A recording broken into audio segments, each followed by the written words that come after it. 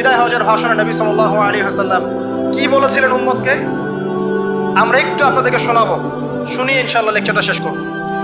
নবী করিম সাল্লাল্লাহু আলাইহি ওয়াসাল্লাম আজকের এই দিনে 31টা বিষয়ে উম্মতকে নির্দেশ দিয়েছেন। 31টা বিষয়, সবগুলো বলার সময় পাওয়া যাবে না, আমি কয়েকটা কথা বলছি।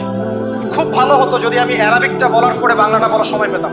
আমার হাতে 5 মিনিট সময় আছে, কারণ অ্যারাবিকটার যে ভাব গাম্ভীর্যটা বাংলা আসলে আসবে না, তারপর আমি চেষ্টা করছি।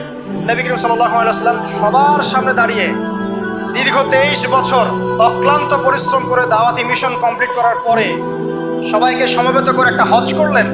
হজ করার পরে তিনি গুরুগম্ভীর কণ্ঠে বলছেন, হৃদয়ের সমস্ত আবেগ বের করে দিয়ে বলছেন, হে জনগণ, আইয়ুহান নাস, হে জনগণ, আমি জানি না আজকের পর তোমাদের সাথে আমি কখনো মিলিত হতে পারবো কিনা।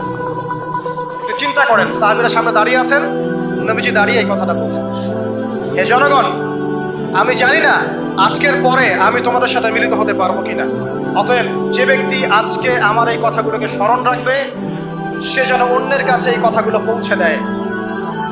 হতে পারে যার কাছে পৌঁছে দেওয়া হচ্ছে সেই এই কথাগুলোকে বেশি সংরক্ষণ করতে পারবে। আল্লাহ পাক তার প্রতি রহম করুন যে আমার এই কথাগুলোকে অন্যের কাছে পৌঁছে দিবে।